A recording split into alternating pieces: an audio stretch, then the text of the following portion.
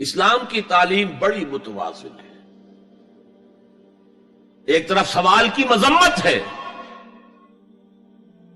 مت اپنا دستے سوال دراز کرو کسی کے سامنے. جو شخص ہاتھ پھیلاتا ہے مانگنے کے لیے وہ اپنی عزت نفس کو ہتھیلی پر رکھ کر آپ کے سامنے پیش کر رہا ہے، اور آپ ٹھوکر مار دیتے ہیں اس کی عزت نفس. مانگو اللہ سے، اللہ کسی کے دل میں ڈالے تمہاری ضرورت پوری کر سکتا ہے، بغیر اس کے کہ تم کسی کے سامنے دستے سوال دراز کرو. تو سخت مذمت ہے، اور خاص طور پر بیگری جو ایک انسٹیٹیوشن بن گیا ہے، ایک پیشہ بن گیا ہے، وہ تو اسلام کی تعلیمات کے منافی ہے. اور جس طرح کی ہم خیرات بانٹتے ہیں، 5 روپے کا نوٹ دے رہے ہیں مانگنے والوں کو مسجدوں کے باہر، سمجھ رہے ہم نے حاتم طائی کی خبر کو لات مار دی، حالانکہ حقیقت میں آپ انسٹیٹیوشن آف بیگری کو سپورٹ کر رہے ہیں. کسی ایک کو لے لو، آؤ چلو مجھے اپنا گھر دکھاؤ، مجھے بتاؤ تم واقعی اس قابل ہو یا نہیں ہو، اور پھر اس کی مدد کریں، لمسم کریں. پھر وہ 5 روپے نہیں ایسی دیں کہ وہ کچھ اپنے پاؤں پر کھڑا ہو سکے.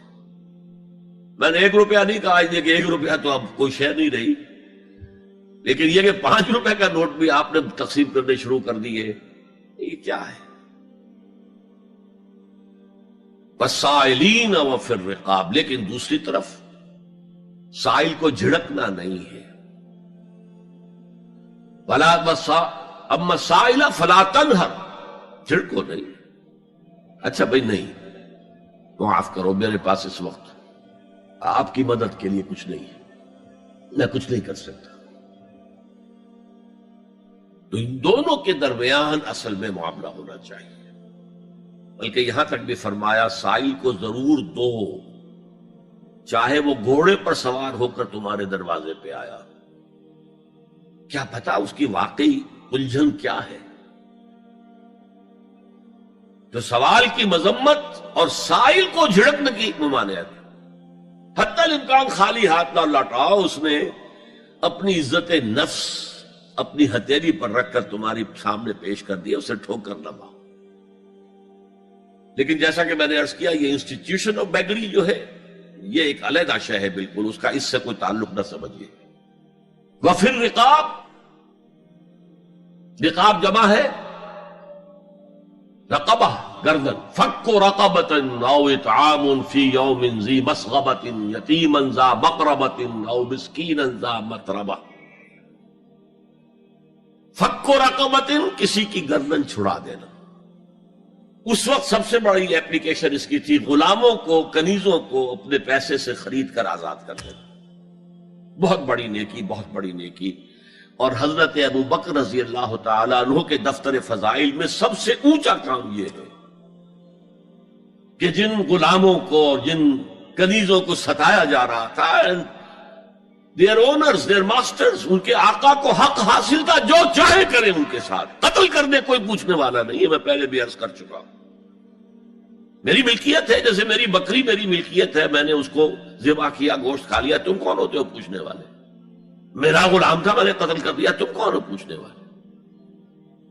ان کو حضرت ابو بکر نے خرید کر آزاد کیا اور منہ مانگے دام دیے. حضرت بلال کے لیے امیہ ابن خلف نے اتنی بڑی رقم مانگی، حضرت ابو بکر کا ٹھیک ہے لو. باپ نے کہا بھی ابو قحافہ نے، ابو بکر کو کوئی غلام خریدنا ہی تھا تو کوئی طاقتور آدمی جو کام آ سکے کہیں، اس کو خریدنا چاہیے. انہیں کیا پتا ابو بکر کس لیے خرید رہا اور کس کے لیے خرید رہا. آج کے دور میں اس کی اپلیکیشن ہوگی. کوئی شخص جو ہے اگر قرض میں اس طرح جکڑا جائے کہ لاکھ ہاتھ پاؤں مارے نکل نہیں سکتا، اس کو کوئی لمپ سم مدد دے کر اس قابل کیا جائے کہ وہ پھر اپنے پاؤں پر کھڑا ہو جائے. یہ نہیں کہ اسے آپ ہر مہینے کچھ رقم دیتے رہے مینٹیننس کے لیے، نہیں. اس سے تو وہ اسی پوزیشن میں رہے گا. یہ بعض مائنورٹی کمیونٹیز کے اندر یہ معاملہ موجود ہے. کوئی بھائی اگر گر گیا ہے کاروبار میں تو اس کی پھر ایسی مدد کی جائے کہ وہ پھر آپ کی صف میں آ کر کھڑا ہو جائے. Respectable members of your community, وہ اس شکل میں پہنچ جائے. یہ بھی فک و رقبۃ اس کی ذیل میں آج کل آئے گا. اب اس کے بعد آیا وَأَقَامَ الصَّلَاةَ وَآتَى الزَّكَاةَ. یہ دو کیا ہیں؟ یہ عبادات کی شکل میں دو ستون ہیں جو ان دو چیزوں کو سپورٹ کرتے ہیں جو اب تک بیان ہوئی ہیں. ایمان کو تازہ رکھنے کے لیے نماز قائم کرو. ہر نماز ایمان کی تجدید ہے. اقیم الصلاۃ لذکری، نماز قائم کرو میری یاد کے لیے. اپنا عہد اللہ کے ساتھ تازہ کرو. ایاک نعبد و ایاک نستعین، اے اللہ ہم تیری ہی بندگی کرتے ہیں اور کرتے رہیں گے، تجھ ہی سے مدد مانگتے ہیں اور مانگتے رہیں گے. اپنے اس عہد بندگی کو تازہ کرو، ایمان کو تازہ کرو. الحمدللہ رب العالمین الرحمن الرحیم. ایمان باللہ تازہ ہوا نا. مالک یوم الدین، ایمان بالآخرہ تازہ ہو گیا. یہ ہے ایمان کو قائم رکھنے کے لیے، نیکی کی اس روح کو برقرار رکھنے کے لیے اللہ تعالی کی طرف سے یہ ستون ہے.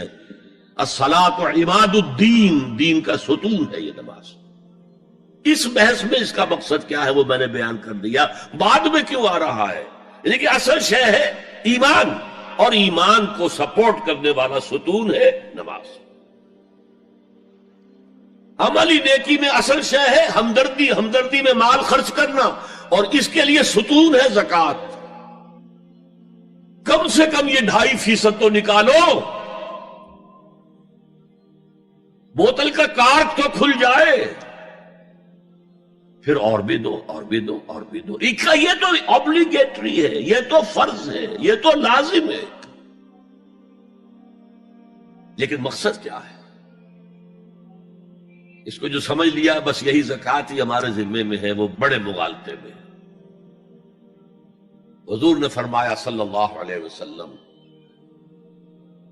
ان فی المال حقا سوى الزکوٰۃ. اے مسلمانوں یہ نہ سمجھنا کہ بس زکوٰۃ ادا کر دی تو تمہارے مال کا سارا حق ادا ہو گیا. ان فی المال حقا سوى الزکوٰۃ، تمہارے اموال میں حق ہے اللہ کا زکوٰۃ کے علاوہ بھی. اور پھر آپ نے یہ آیت پڑھی وَآتَى الْمَالَ عَلَىٰ حُبِّهِ ذَوِي الْقُرْبَىٰ وَالْيَتَامَىٰ وَالْمَسَاكِينَ وَابْنَ السَّبِيلِ وَالسَّائِلِينَ وَفِي الرِّقَابِ وَأَقَامَ الصَّلَاةَ وَآتَى الزَّكَاةَ. یہاں آتا زکوٰۃ تو ہے ہی ہے، اس سے پہلے جو آ رہا ہے یہ سرپلس ہے، اس سے آگے کی بات ہے، یہ ایڈیشنل ہے. اسی لیے جب انفقوا انفقوا انفقوا انفقوا انفقوا کی جو تکرار ہوتی ہے قرآن مجید میں، تو ایک جگہ پھر سوال کیا صحابہ نے کتنا خرچ کرے حضور؟ فرمایا قل العفو، کہہ دو جو بھی ضرورت سے زائد دے ڈالو. Don't accumulate, don't retain any thing.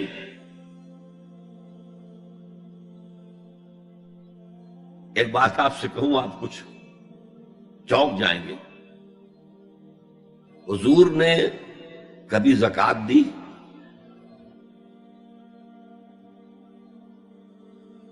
کبھی نصاب کے بقدر پیسہ آپ کے پاس جمع ہوا کہ آپ پر زکوٰۃ واجب ہوتی؟ ایسی عجیب بات ہے. ارکان دین میں سے ایک رکن سرے سے غائب. کبھی آپ نے مال رکھا ہی نہیں. حضور کا اسوہ ہم جانتے ہیں، مسواک کر لی ہے، پانچے جو ہے ٹخنے سے اوپر کر لیے ہیں، یہ اسوہ ہے. ہاں ہے، یہ بھی ہے، ٹھیک ہے، سنت ہے. اسوہ تو یہ ہے. اور صرف آپ کا نہیں، جنہیں ہم کہتے فقراء صحابہ، ابو ہریرہ، ابو ذر، سلمان فارسی، علی رضی اللہ تعالی عنہ اجمعین، یہ فقراء صحابہ میں سے تھے. کبھی کچھ نہیں رکھا اپنے پاس. میں نے بتایا تھا آپ کو شاید کہ حضرت علی کی جب شادی ہو رہی تھی حضرت فاطمہ سے کوئی مکان تھا ہی نہیں، کہاں لے کے جائیں؟ ایک انصاری نے ایک حجرہ دیا ہے اپنے مکان کا، اس میں حضرت فاطمہ ودا ہو کر گئی. He didn't have any home. ابو ذر وہ تو دوسری انتہا کو چلے گئے تھے. قانون یہی ہے، حلال سے کماؤ، اگر ایک حد سے آگے بڑھ جائے تو زکات دے دو، باقی تمہارے اختیار میں ہے، دینا چاہو دو، نہ دینا چاہو رکھو اپنے پاس. قانون اس سے زیادہ آپ کو پابند نہیں کرے گا. کبھی بھی آپ نے جبر نہیں کیا، ایمرجنسی میں بھی جبر نہیں کیا. ایک واقعہ آتا ہے کہ حضور کو کئی وقت کا فاقہ تھا. تھوڑی دیر کے بعد حضرت ابو بکر آئے، آپ نے چہرے سے پہچان لیا کہ فاقے سے. پھر حضرت عمر آئے، پہچان لیا کہ فاقے سے. شاید حضور خود اپنے لیے نہ اٹھتے نہ جاتے، اپنے دونوں ساتھیوں کو لے کر ایک انصاری کے باغ میں پہنچ گئے. انصاری کی عید ہو گئی، فوراً لا کر اس نے کچھ کھجوریں کچھ انگوروں کے گوشے رکھے. اس کے بعد وہ دوڑا چھری لے کر کسی جانور کو ذبح کرنے کے لیے. یہ ساری تفصیلیں میں کیا بتا رہا ہوں. مال یہ نہیں تھا کہ مدینے میں سبھی فاقے سے تھے، موجود تھے جن کے پاس مال تھا، لیکن جبرن آپ نے کسی سے کچھ نہیں لیا. جب وہ چھری لے کر چلا، فرمایا دیکھنا کسی دودھ والے جانور کو نہ ذبح کرنا. بہرحال کچھ دیر کے بعد وہ گوشت پکا کر لایا، روٹیاں رکھی. اس کے بعد حضور نے ایک روٹی پر چند بوٹیاں رکھ کر کہا یہ عائشہ کو دے آؤ، اسے بھی کئی وقت کا فاقہ ہے. اور پھر حضرت عمر کی طرف رخ کر کے کہا عمر یہ ہے وہ نعمتیں جس کا حساب دینا پڑے گا اللہ کے ہاں. وَأَمَّا بِنِعْمَةِ رَبِّكَ فَحَدِّثْ، اور یہ جو فرمایا گیا الْهَاكُمُ التَّكَاثُرُ میں نعمتوں کا حساب لیا جائے. وَلَا تُسْأَلُنَّ يَوْمَئِذٍ عَنِ النَّعِيمِ، فرمایا یہ نعمتیں ہیں. یہ ہے اصل میں انفاق کا معاملہ، آپ کے اس پر چھوڑ دیا گیا ہے. جتنا بھی آپ میں جذبہ ہے، جتنا بھی آخرت کا یقین ہے، اتنا ہی آپ پسند کریں گے کہ آخرت کے بینک میں جمع کرائیں، یہاں کے بینکوں میں کیوں جمع کرائیں. یہاں کتنا دے دیں گے آپ کو؟ 10%، 20%. وہاں 700% ملتا ہے. 700% نہیں، 7,000، 700 گنا. Why to keep it in these banks؟ حضرت مسیح کا جو پہاڑی کا واس بہت مشہور ہے، سرمن آف دا ماؤنٹ، بڑے پیارے الفاظ ہیں. میں آپ سے اپنا تاثر عرض کیے بغیر نہیں رہ سکتا. جہاں تک مواعظ کا تعلق ہے، جو حضرت مسیح کے مواعظ آئے ہیں ان سے اونچے واعظ کوئی ممکن نہیں. اسی میں یہ جملہ بھی ہے، دیکھو اپنا مال زمین پر جمع نہ کرو، جہاں چوری بھی ہوتی ہے ڈاکہ بھی پڑتا ہے، کیڑا بھی خراب کرتا ہے. آسمان پر جمع کرو جہاں نہ چوری کا اندیشہ، نہ ڈاکے کا خوف، نہ کیڑا خراب کر سکے. اس لیے کہ میں تم سے سچ کہتا ہوں کہ جہاں تمہارا مال ہوگا وہیں تمہارا دل ہوگا. مال یہاں ہوگا تو دل اٹکا ہوا ہوگا، اور فرشتے اس طرح گھسیٹ کر کھینچیں گے آپ کی جان کو جیسے کہ سیخ پر سے کباب کھینچا جاتا ہے. اور اگر دل وہاں لگا ہوا ہے جس کے لاکھوں کروڑوں ڈالر سوئس بینکس میں جمع ہیں، اسے کہا جائے نکل جاؤ پاکستان سے، اسے کوئی تکلیف ہوگی؟ نکل جاؤ فلاں ملک سے، ملک بدل کرتے تو کیا تکلیف؟ میرے بینک کے اندر پیسے ہیں. البتہ جس کا باہر کچھ نہ ہو اسے اگر یہ دی جائے سزا تو اس کی تو ستا اٹھ کے کوئی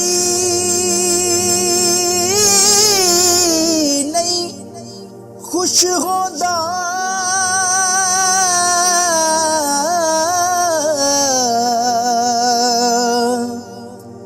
بڑے ستے جگا کے میں ویکھیا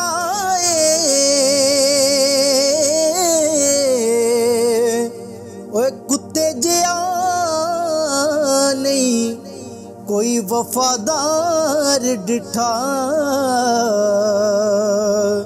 ਤੇ ਟੁੱਕਰ ਸੁੱਕਾ ਵੀ ਪਾ ਕੇ ਵੇਖ ਆਏ।